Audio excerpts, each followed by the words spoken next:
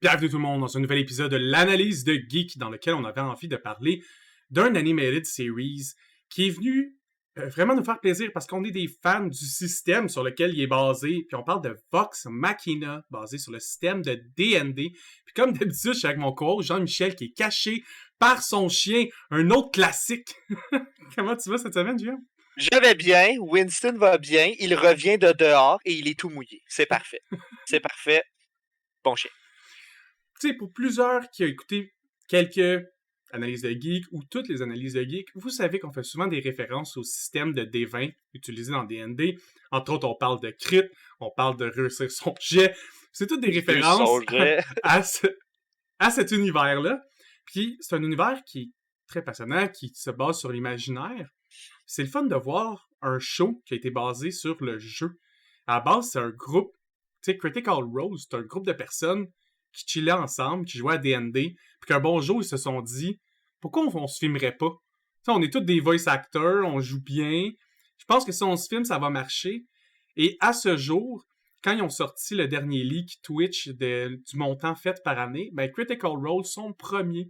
C'est eux qui font le plus d'argent comme streaming plateforme. C'est insane. Genre, D&D est passé de... Je me souviens de l'époque au secondaire où le monde me demandait si je fourrais des dragons dans des donjons. Puis là, t'as Critical... Oui, oui tous les jours, parce que Chris, j'ai l'argent pour avoir un dragon. Pourquoi je le fourrais pas, tu sais? Puis, oh ouais. On va se le dire. T'es le Jeffrey Epstein de l'univers des dragons. Je trouve ça fou que ce jeu-là est rendu avec autant de traction qui sont capables de se permettre financièrement une série. Moi, ce que je trouve intéressant, c'est que moi, quand j'ai pogné la série Vox Machina, j'étais en train d'écouter Peacemaker, je l'ai vu popper, puis j'ai fait « Ah, ça semble comme quelque chose de le fun. » J'écoute le premier épisode, je suis comme « C'est donc ben fucking drôle, ça! » Fait que...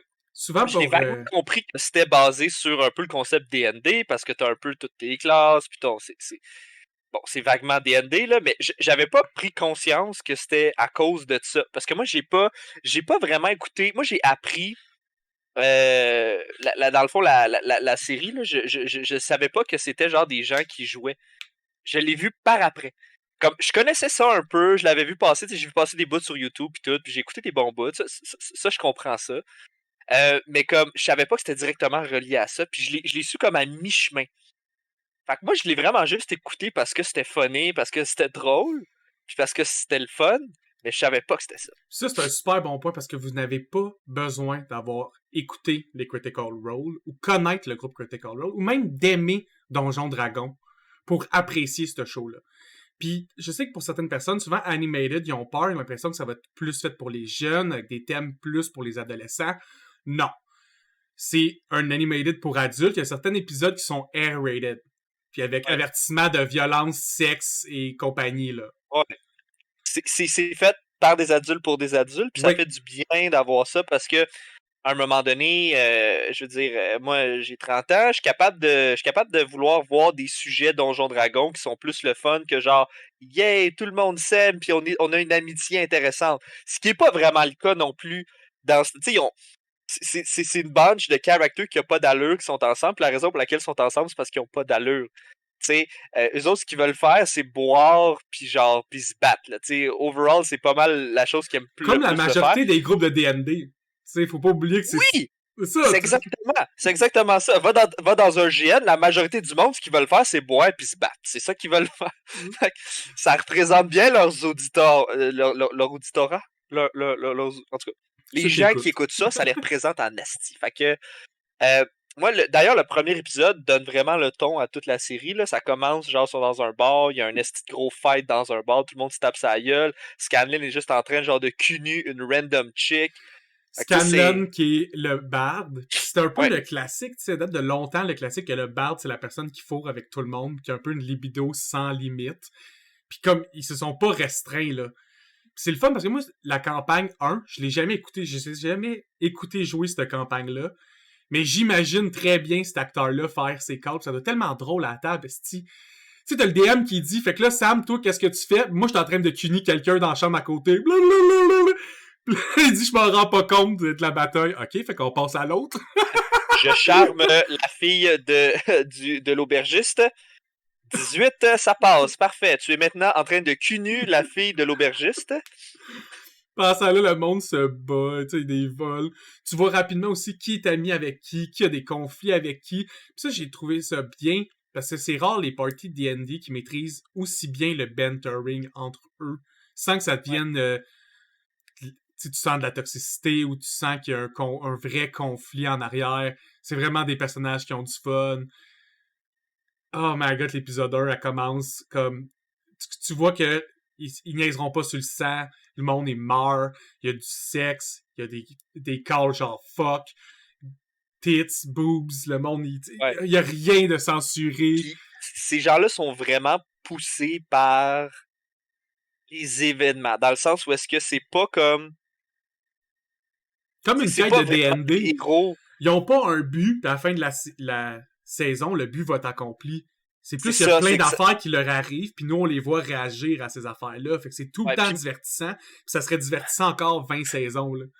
ouais, même les quests, ils finissent pas super bien à 100%. Ils sont juste comme, il est-tu mort? Il est mort, alright, on va finir, tu sais. Ben, il reste peut-être genre plein d'affaires à régler, mais eux autres sont comme, ah, Nah! on est chill.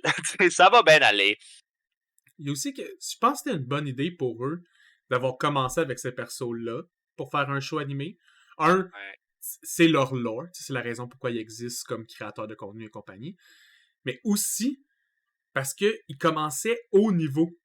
Parce que quand ils ont décidé de commencer à filmer leur quête, ils étaient déjà, je pense, autour du niveau 9 ou du niveau 10. C'est des personnages qui sont rendus intéressants, qui ont des bons combos, des skills qui sont le fun. Ça fait des ennemis qui sont le fun. Parce que niveau 1, à part des kobolds, des gobelins puis des petites cochonneries d'animaux. Tes skills sont limités, genre, tu sais, si t'es un mage, t'as 4 trucs que tu peux utiliser, puis ils sont pas ben, tu Fait peux que utiliser ça genre une fois permet par jour, tu sais, fait. aussi que dans l'épisode 1, ils ont déjà un standing. Le monde dans la ville, ils savent c'est qui eux autres. Parce qu'ils sont là depuis 9 ou 10 niveaux, on sait pas. Après ça, t'as... quand ils vont aller... Parce que leur première mission qu'ils se sont donnée, c'est d'aller abattre un Storm Dragon qui a littéralement wipé n'importe qui a été envoyé pour le régler. Fait que ça fait des centaines et des centaines de personnes qui wipe. Fait que le roi, il dit, on va envoyer l'armée au complet, on n'a pas le choix, mais on va envoyer comme un dernier groupe d'aventuriers Ouais. se donner une chance avant de wiper notre propre armée, tu sais. Puis ça donne que sont rendus sa liste à Vox Machina. Fait qu'ils vont se battre contre un dragon. Il y a aucune campagne de D&D niveau 1 qui commence avec toi qui va se battre contre un motherfucking dragon. Non, même niveau 10, honnêtement, C'est... t'es ses fesses, Surtout que là, c'est pas ben un comme faut. bébé dragon, là. Il est là depuis des centaines d'années, donc ça fait ben des dragons, c'est là depuis longtemps, mais je veux dire, tu regardes quand il rentre dans sa cave avec son trésor, là, tu vois que ça fait un esti de bout qui est là. Fait que c'est vraiment un. Moi, ce que je trouve. Si vous avez pas joué à Donjon Dragon, là, le, les personnages, comme, ils deviennent intéressants. Moi, je trouve qu'ils deviennent intéressants à peu près au niveau. De 6 à 10, là, tu commences à avoir un build. Là. Je dirais que 10, t'es pas mal Niveau centré sur ce que 3, t'as. ça commence. Mais Ouais, niveau niveau 6, 10, tu le sens plus, parce que tu commences ouais, à avoir ta deuxième attaque. Même niveau ouais, 5, le tu sais. 20, t'es un living god. Là, genre, tu te promènes, puis tout le monde baisse la tête. Là. Fait que, Ouais, souvent, il se passe rien. Tu sais, rendu là, la campagne, elle arrête. Souvent, quand ouais, t'arrives niveau fini. 20, c'est rare que niveau 20, tu fais encore quelque chose, puis après ça, ça finit. À moins que t'aies une super méga genre campagne, genre même pas une campagne, mais comme t'as un événement genre de niveau 20 où est-ce que genre c'est fuck you dur, puis il faut que ton build soit genre parfait, puis il faut que tu prennes les décisions parfaites, puis il faut que tu roules parfaitement pour être capable de la finir là, genre. Mais moi j'ai pas vu ben du monde faire des événements comme ça là, c'est très rare là. D'habitude ce qui est intéressant dans D&D c'est la progression du personnage là. J'ai rarement eu la chance de jouer en haut du niveau 12, fait que les voir commencer niveau 10, je suis genre... C'est ça, tu sais, t'es comme, oh shit. Puis, fun fact, moi, ce que je trouve intéressant de cette série-là, c'est comment tous les personnages sont un petit peu uniques. Vax puis Vex, ils se ressemblent beaucoup, mais sont quand même C'est des uniques jumeaux. comme, sont quand même uniques. Là. Il y a des bonnes différences, mais c'est sûr que c'est des frères et sœurs jumeaux, je pense, là, fait que c'est sûr qu'ils sont peut-être similaires.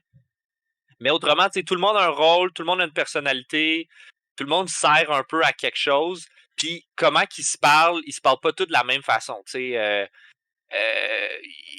ils gardent leur character quand ils se parlent, fait que c'est drôle. Fait que des fois, ils se chicanent. Des fois, tu sais, comme des fois, il y a une guerre de fuck you entre Vax et Scanlan. Là, ils sont juste comme, oh, fuck, take this. Oh, yeah, fuck you. Oh, take that. Oh. Ou des concours de random punch dans les notes quand tu t'attends pas, puis dépendant de la surprise que t'as, ça te donne un pointage différent.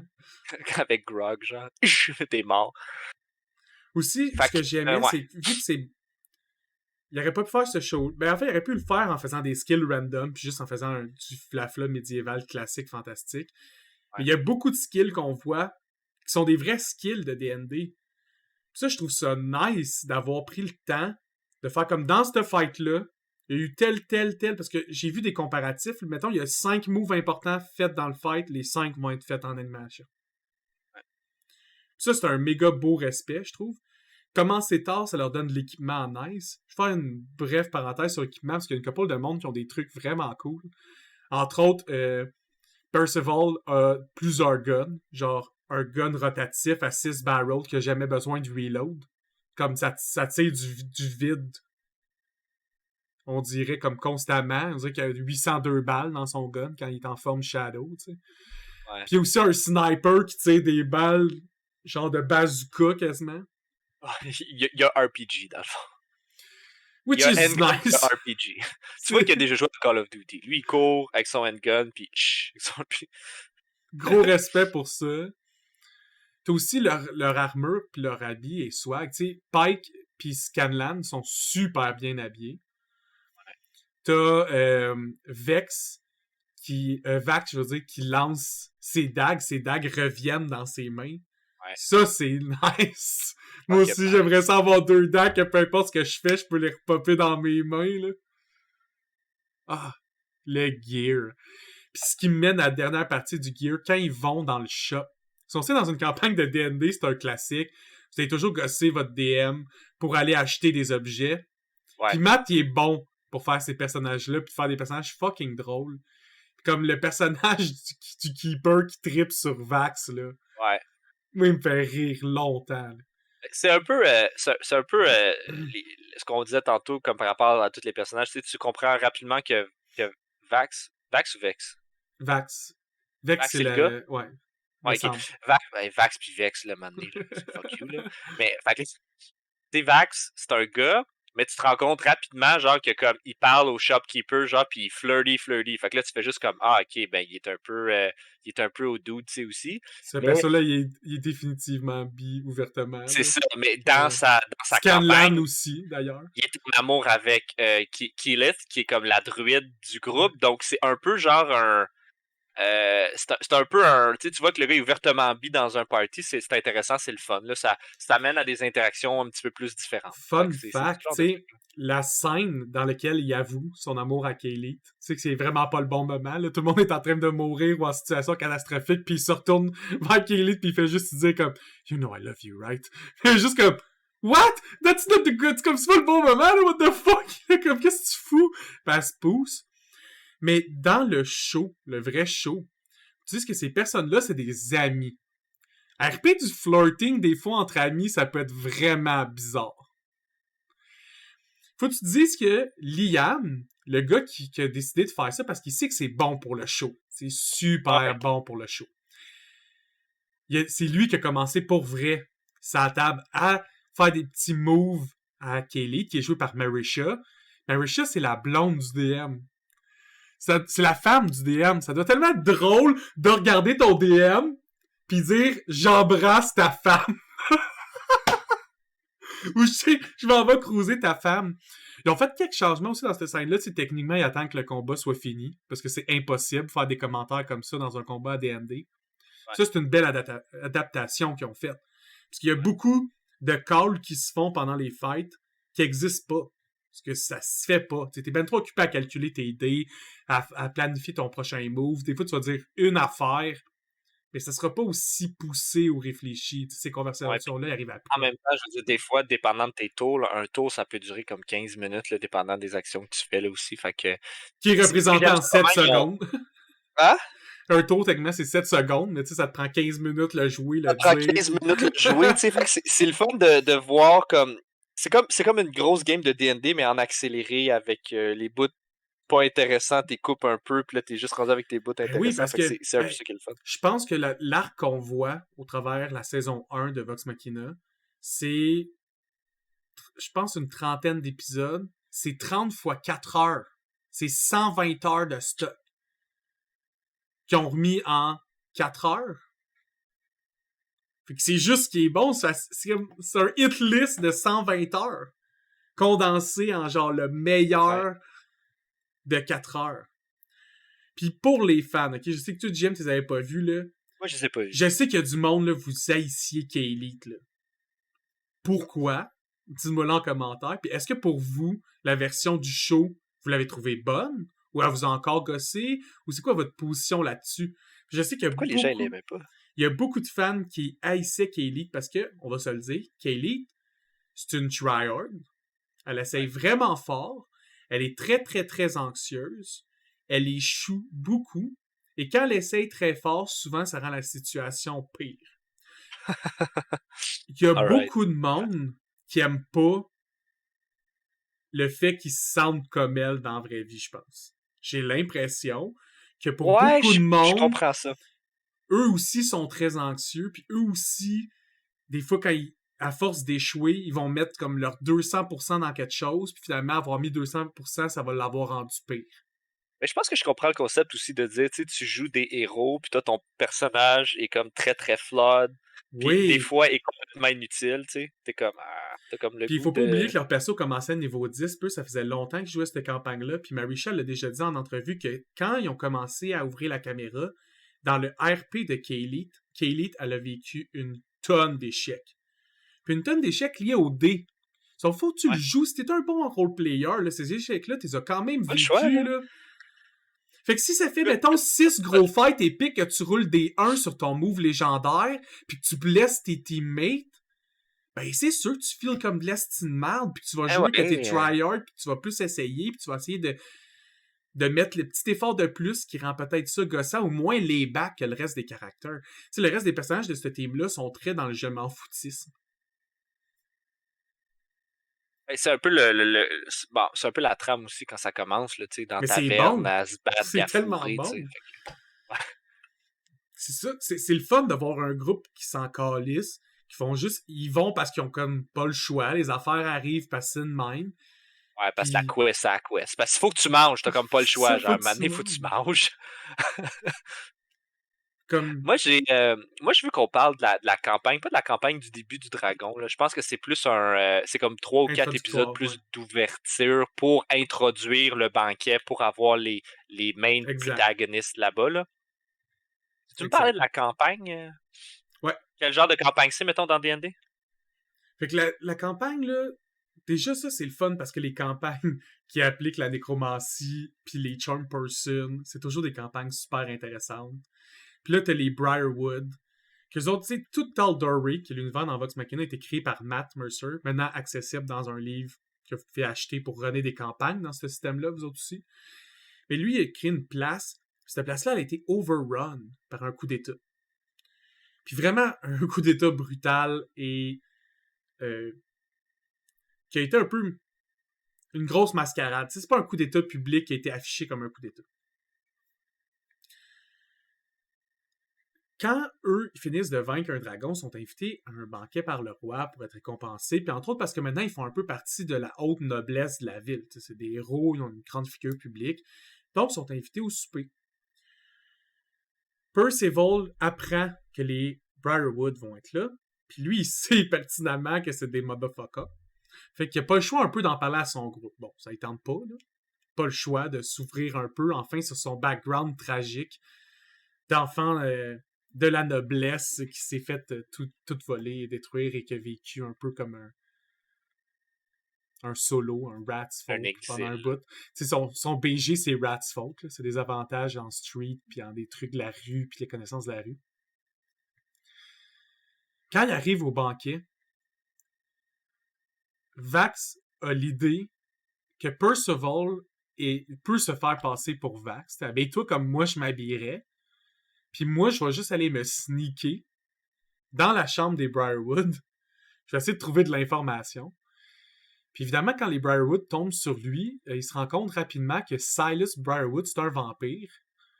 Puis qu'on rentre enfin dans une trame undead et nécromantique de D&D, qui est une des 3 principales quasiment de l'univers de D&D. Je pense que tout le monde qui joue au jeu a déjà battu un undead. Ouais. Ou tout le monde a déjà est parti après un vampire en quelque part. Là. Je veux dire, c'est des bons méchants. Là. Puis ils se rendent compte aussi que dans le souper, les Briarwood ont Charm Person, qui est un spell tellement fort et tellement utile dans l'univers de D&D, et qu'avec le Charm Person, ils ont charmé le roi. Fait ils n'ont plus vraiment de problème à se faire. Ils peuvent juste rentrer chez eux et continuer à être un vampire nécrotique louche qui essaie, entre autres, de ramener un démon. Parce qu'elle a passé un pacte pour ramener son chum en vampire, qui était de ramener son dieu à elle, qui est une entité démoniaque qui est pretty much la mort elle-même. C'est comme un Reaper. C'est comme le dieu de la mort. Fait qu'évidemment qu'ils n'ont pas le choix d'aller... Tu sais, Percival a des raisons d'aller essayer de vaincre tout ça. Mais pour le reste du groupe, ils peuvent pas laisser leur roi charmer parce que conflit avec eux fait que le roi seulement les aime pas. Eux autres, ils veulent continuer à garder leur position. Fait que c'est encore un conflit de t'as pas le choix vraiment. Ouais. Mais il y en a juste un qui ça y tente pour vrai. Puis puis ça ne tente vraiment pas, là. Je veux dire, confronter, genre, son trauma de jeunesse, c'est pas le truc qu'il veut le plus faire. Non. Il veut les tuer, mais il veut pas vraiment aller là-bas. C'est comme ça leur arrangé des tuer ailleurs. Puis aussi que leur personnage le plus utile pour cet arc-là de la campagne pourra pas être là. Qui est leur prêtre. Parce qu'on sait qu'un cleric dans l'univers de D&D, c'est super strong contre les undead. Ça a plein de skills vraiment efficaces qui ont des bonus contre les morts. Et aussi, ton party healer qui est pas là soudainement. Ça rend les choses un peu compliquées. Ouais. Sauf que ça, c'était expliqué in real life par le fait que Ashley, la personne qui joue Pike, a toujours eu des conflits d'horaire par des tournages qu'elle a tourné, puis des fois, il faut qu'elle aille dans d'autres États américains, fait qu'elle est trop loin pour tourner ces shows-là. Puis des fois, elle n'est pas là pendant 10-15 épisodes. Fait qu'il fallait toujours, même dans saison, vous l'écoutez la campagne 2 ou la campagne 3, il y a presque toujours une raison à un moment donné pourquoi il faut qu'elle s'en aille. Puis elle n'est pas là pendant 2-3 épisodes. Puis ça, j'ai trouvé que ça a été super bien fait dans le show. Parce que ça représente une vraie réalité du show. Ashley était pas là. Ouais. En fait, ça, c'est une réalité de D&D. Ceux que vous n'avez pas joué à D&D, là, tu sais, mettons, avoir un full party tout le temps, régulièrement, c'est pas facile. Tu sais, si tu joues genre à 3 ou à 4, c'est pas la fin du monde. Comment tu joues à 5, 6, avoir 6 personnes tout le temps, une fois par semaine, à la même place, à la même heure, c'est vraiment, vraiment, vraiment difficile. Combien de fois est-ce qu'on a joué puis il manquait quelqu'un? 7 en plus. Puis nous, on est 5 puis il en manque tout le temps un. C'est ça. Fait que c'est très, très, très, très, très difficile. Puis c'est correct, là, en même temps aussi, là, je veux dire, les gens, ils ont des vies, là. Je sais que c'est pas... si tu penses que... Combien de gens ont été fâchés à cause d'un de leurs chums qui est jamais là, tu sais?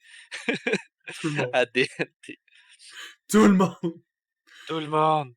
Ça donne aussi une scène vraiment cool dans laquelle Pike est là, mais elle est pas là. C'est comme j'ai l'impression que c'est juste Matt qui a dit « Ah, tu peux être là, puis t'arrives vers la fin de l'arc. J'ai une idée. On va te projeter à Stroll pour faire toutes les scènes. » Ça me fait penser. Les animations de combat dans ce show-là là, sont vraiment beaux. Ouais. Ça faisait longtemps. Honnêtement, la qualité de l'animation est vraiment bonne. C'est top animé, là. C'est pas un cheap, parce que moi, j'en écoute en crise des animes et des mangas, mettons, par année, là. Il y en a qui sont cheap. Il y en a que les effets, là, que j'ai vus 812 fois. Il y a rien que j'ai eu l'impression de voir 800 fois. Toutes les spells sont vraiment beaux. La fluidité de Vax ou de Vex quand ils se battent, mettons, combo de Grog, qui sont des combattants qui ont moins d'effets spéciaux. Même là, leur choré de combat est nice à regarder. Genre, les backstabs du Rogue sont super beaux. Je sais pas, moi, j'aime ça que c'est pas juste parce que c'est drôle que j'ai hâte, mettons, qu'il y ait une saison 2. C'est pas juste parce que j'ai aimé les personnages. C'est tout est bon. T'sais. L'ambiance est bonne. Le développement psychologique est bon. Le voice acting est bon. Faut dire que c'est des voice actors qui jouaient déjà leur rôle dans un show, qui sont des voice actors, qui jouent eux-mêmes leur show comme voice actors dans une série animée. Il faut dire que c'est normal qu'ils savent comment le jouer puis qu'ils l'ont. Là. surtout qu'ils l'ont déjà joué, fait que la re-acter puis la remettre en scène, c'est plus facile d'être investi dans ton personnage quand tu le sais ce que toi, ton personnage, il a comme vécu, tu sais. Fait que t'as comme un... C'est vraiment... Moi, ce que j'ai beaucoup aimé, c'est qu'à travers cet arc-là, il y a un peu un arc de rédemption, là, surtout pour Percy, là. Comme tout bon ingénieur qui a des machines qu'on comprend pas, qui sont vraiment comme genre... qui ont été comme, mettons... pensées par des démons et données par des hommes, là, tu sais, on s'entend que c'est un peu ça son arc, là, son arc de vengeance. C'est quand même une bonne arc à jouer dans un D&D. Tu as des armes non conventionnelles, t'es possédé d'un démon qui sort quand tu te venges. On s'entend que c'est quand même cool. C'est plus le fun que genre I grog, I hit you, tu sais. Le personnage est un petit peu plus complet. Ah, mais j'aime tellement ça, les barbs, là. Et moi, j'en ai joué souvent. Puis des fois, tu deviens le party comic relief. Mais oui, Il faut que tu c'est sois là pour que sûr. ton party soit moins sérieux. Puis c'est le fun aussi, des fois, de regarder ton DM puis juste être comme No! I rage! C'est juste ça ton move parce que c'était un barbare, tu sais. Et là, t'es juste comme Fury, bitches! Puis comme let's go. Genre, des fois, c'est le fun juste aussi. Tes tours sont foncer dans moins le tas, longs t'sais. aussi, là. Ouais. Tu sais, tu Je passes après le sans match qui a pris face. 10 minutes, pis tout est comme moi, je frappe avec ma hache. Je touche. Où est-ce que tu frappes? Square dans le front. Paclaw. Coupe en deux. Schlack! Ouais. Mais Travis, il y a le comic relief de Critical Role.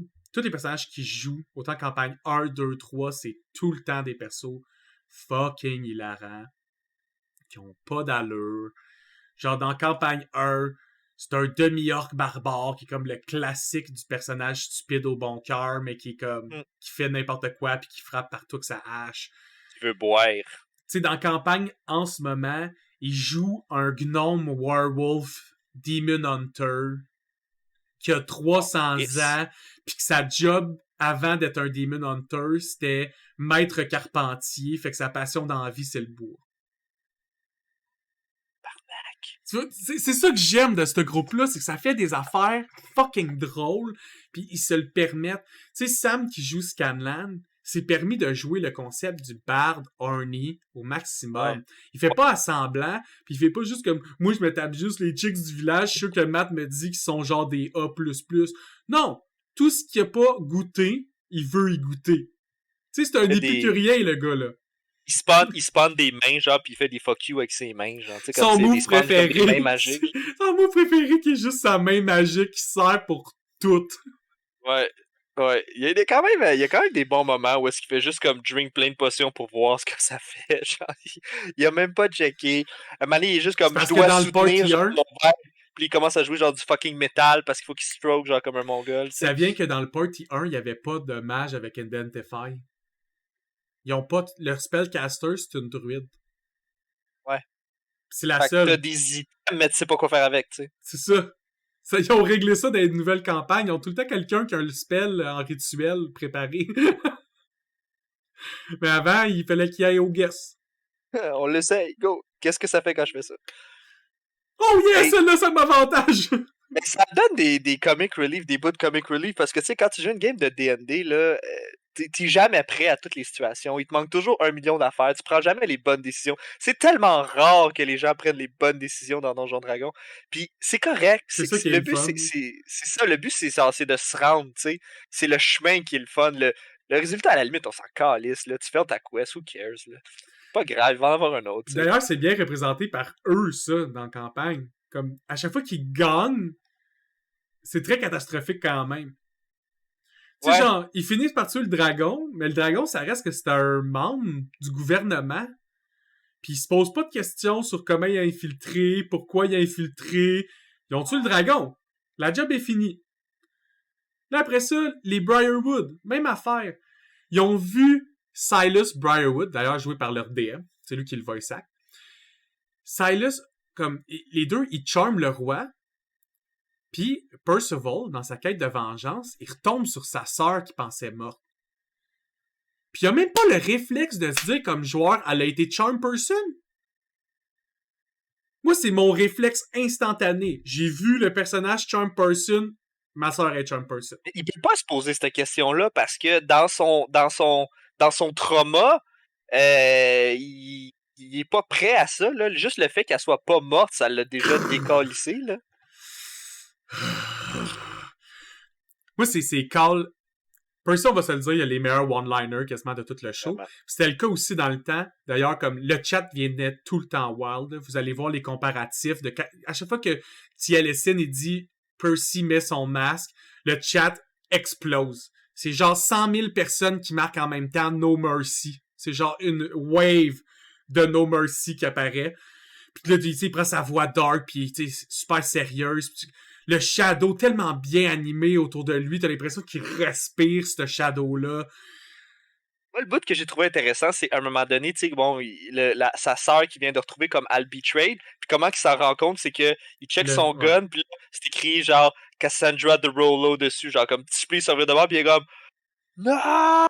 Puis là, elle fait juste comme tire le levier, puis genre comme les portes elles se ferment, puis tout, là. Je suis juste comme quelle fucking belle mise en scène de trahison, genre quand tu vois comme ton élément de vengeance rajouter le nom de la personne que genre tu penses. En tout cas, ton démon te rajoute une nouvelle cible, c'est ta sœur, là. Tu reviens de bord, pis là, elle est en train de te fucking te betray, genre. C'est un beau moment. Beau moment de télé. Ah. Toi, c'est quoi ton personnage de D&D que t'as toujours voulu jouer que t'as jamais joué? Un personnage de D&D que j'ai... Pathfinder ou n'importe quoi, là, ou... Je vais aller à D&D quand même, mais vas-y en premier, puis je vais y penser. Okay. Je pense que j'en ai déjà parlé, là. Tu sais, on jouait une game de Pathfinder pendant un bout, puis on était sur un bateau. Puis moi, j'y ai pensé par après, puis je me suis patenté un bonhomme, là. C'est un cavalier, OK? C'est un cavalier, la classe c'est cavalier, puis c'est un genre de gobelin. Et son mount, c'est pas un cheval, c'est un gros gorille. OK? Avec un genre de panier dans son dos. Donc le gorille, il a comme un genre de sac à dos, genre, puis moi, je suis dans le panier. Moi, je suis un gobelin. OK? Et j'ai pas le feat, là, mais genre le perk d'avoir un troisième membre. Donc, j'ai un troisième bras, genre, qui me sort comme du chest. Et ce troisième bras-là, je peux pas l'utiliser pour attaquer, mais je peux l'utiliser pour tenir des choses. Donc, ce que je fais, c'est que je suis mon gobelin, OK? Dans le panier, qui se tient avec son troisième bras. Dans chacun de mes mains, j'ai 2 pistolets comme ça. Et j'ai un gros chapeau, genre à la Napoléon. Et mon personnage est convaincu que c'est un colonel dans l'armée.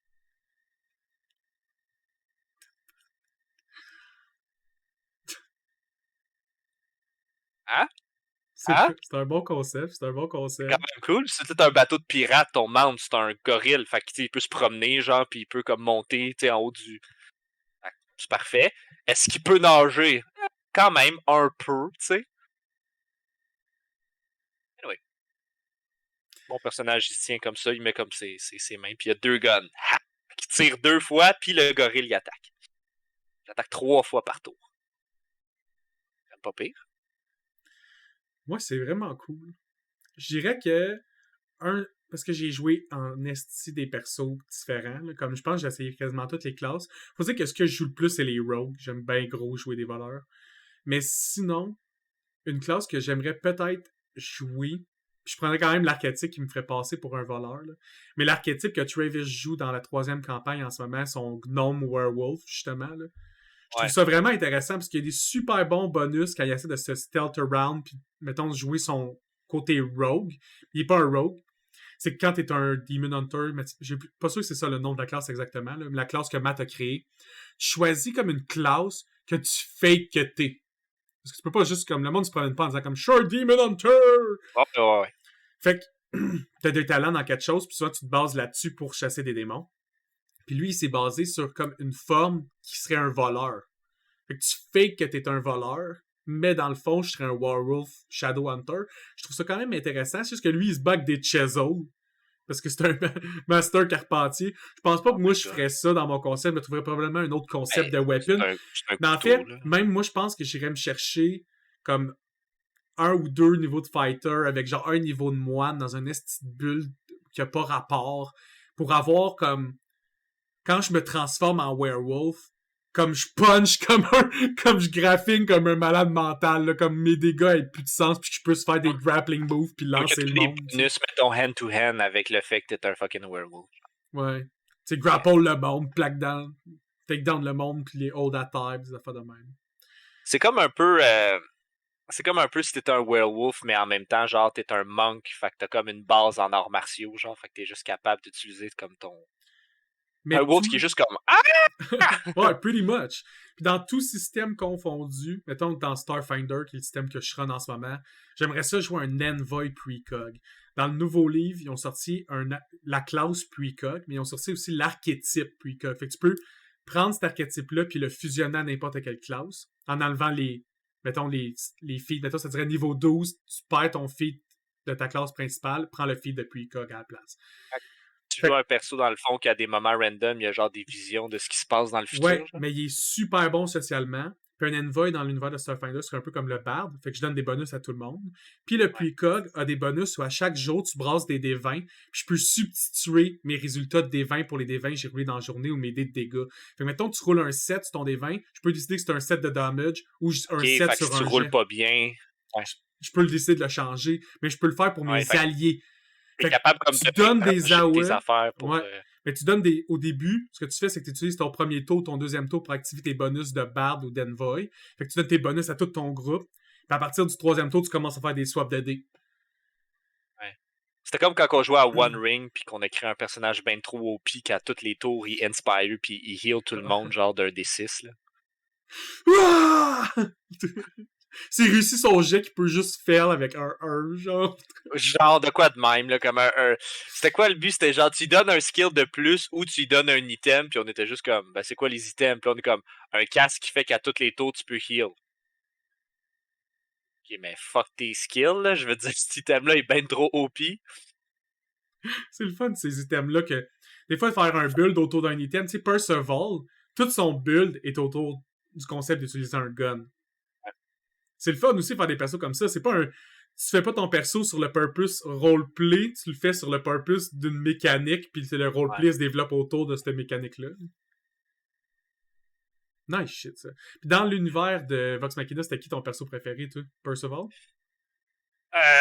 Story-wise, Perceval était vraiment sa coche, là, honnêtement. Là. C'est lui qui a fait le heavy lifting pour tout le show. C'est sûr que moi, j'étais un funny guy. Là. Je veux dire, Scanlan, je le trouve drôle en tabarnak. Là. Moi, quelqu'un qui électrocute les bases, genre, de quelqu'un pour tuer quelqu'un, je trouve ça fucking funny. Là. Il essaie de le refaire après, tu sais. L'autre fait juste le deflect, puis genre, tu pensais que ça allait marcher 2 fois, puis c'est comme, oui. Oui. Ah, si, c'était chaud, là. Mais effectivement, il rentre par la fenêtre, le boss, il est genre en train de faire caca, man. Il se lève puis il continue à chier, genre. Ah, ça, c'est parfait! C'est tellement réaliste. Je pense que c'est le seul show ever à avoir fait ça. Parce que dans Games of Thrones, quand le gars il est sa bol, le père des Lannister, puis il se fait tuer, j'ai pas vu de caca. Il s'est pas levé pour se torcher. Tu veux qu'il aille où, tu sais? Tu voulais qu'il aille où? Il est lui, directement... Lui, on l'a vu. Le gars, il a un arc à flèche devant toi. Tu non, fais mais quoi, on l'a vu. Tu sais, lui, il s'est levé. Il aurait pu se lever. Il aurait pu faire comme, qu'est-ce que tu veux faire? Puis on voit sa marde pendre. Les se shot puis il tombe sur sa marde. Écoute, c'est juste drôle. Chris, j'ai vu ça, je capotais. J'étais comme, je peux pas croire que je viens de voir ça. Tu sais, ça vient de se produire. J'ai vu un 6 secondes d'un géant orc qui se lève avec sa marde qui continue à tomber. Ouais, c'est intéressant que The Golden Lion est mort à chiotte, là. Ouais. C'est un beau parallèle. Mais effectivement, toi, que là, dans Story, narrative-wise, ça n'a pas le choix d'être Perceval parce qu'on voit son bout. T'sais, on est rendu dans Story où qu'on revisite son backstory. Ça l'aide. C'est drôle aussi que dans le temps, j'ai vu que il y avait un membre dans leur party pendant une couple d'épisodes qui s'appelait Tiberius, qui était un Dragon Blood Sorcerer.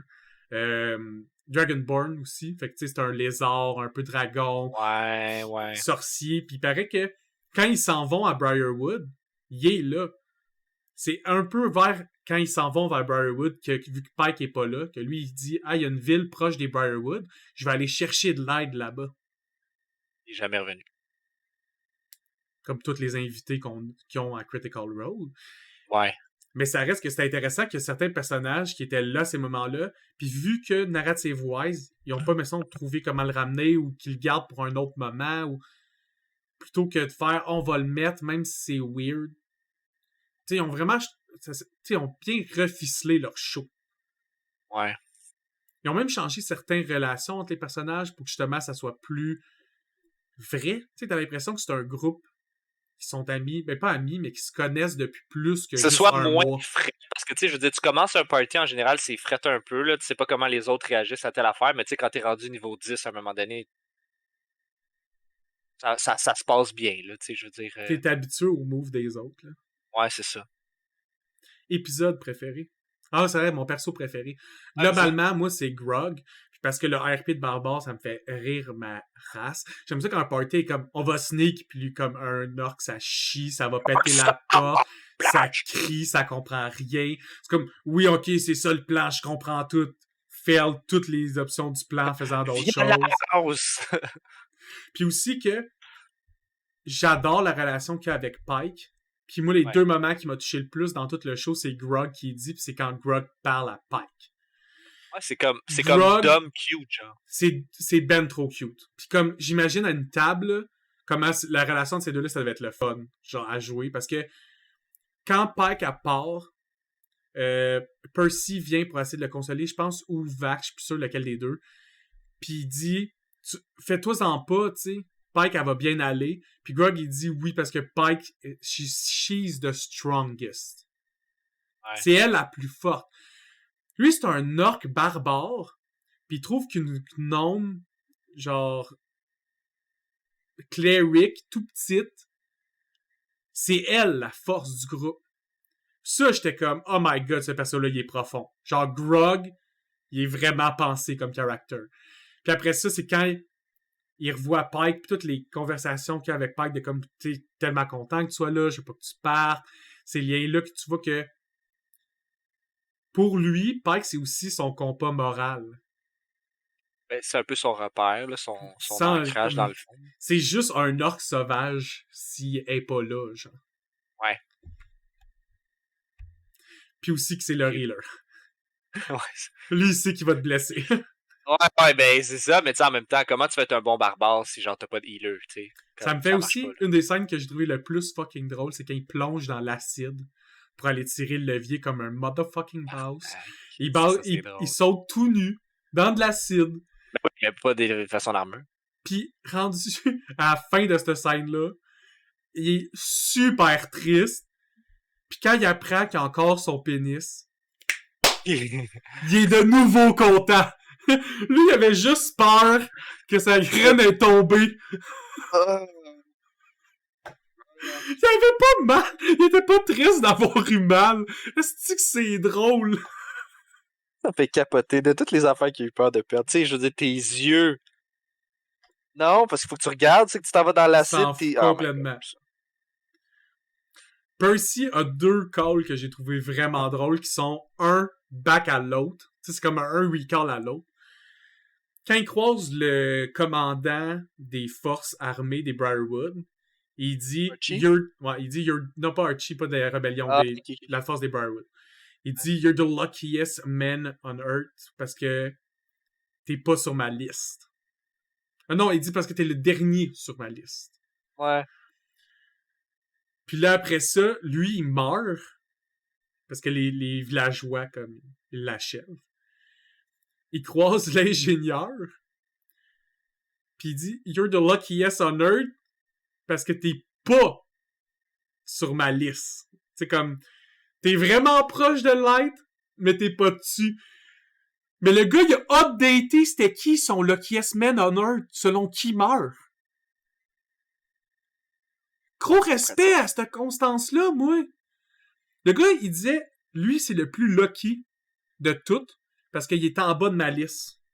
Puis là, sa liste est toute morte. Fait que soudainement, le plus lucky, c'est la personne qui a failé d'être sur la liste, mais juste by a margin. ça donne, t'étais pas dans la pièce quand ça s'est donné. Je sais pas, moi, personnellement, j'ai trouvé ça tellement drôle. C'est le genre d'affaire que... Je suis sûr qu'il a fait ce call-là en plus, là, pis il devait être 150 heures plus tard. Dans la campagne. Moi, j'ai... quel bout j'ai trouvé drôle aussi. Ah, man, c'était... J'ai... C'était pas mal drôle. Je pense qu'on a parlé d'à peu près tout. On a fait le tour. Juste, je veux faire ta scène préférée. Ou comme moment préféré du show. Oh, ma scène préférée? Ouais. J'ai beaucoup aimé... Oh my god, les scènes avec Percy sont vraiment fucking sacoche. Moi, j'ai aimé la fin avec la scène avec le démon, genre full down démon là, derrière lui, genre qui est comme un peu Trax qui se crazy. réveille à 100% puis qui commence à Ouais, c'est ça. tirer sur Ça, j'ai ses trouvé ça alliés. vraiment le fun. J'aimais ça voir le démon en arrière de ce personnage-là, tu sais, qui est J'aimais ça fucking aussi que tu pisse. voyais que Percy pense qu'il tire sur des... Comme tu vois que Ouais.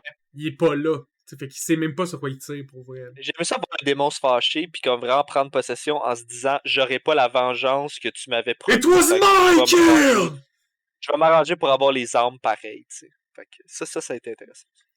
Des raps avec Cassandra de Rollo qui fait traverser Ouais, c'est sa une belle scène, ça rapière, aussi. qui est une de mes armes préférées. Moi, les armes de piercing, j'adore ça, puis elle fait super flawless. Clac! Dans la gorge, super précis. Elle enlève la rapière, enlève le sang, range la rapière. T'as juste le démon, genre. It was Mike!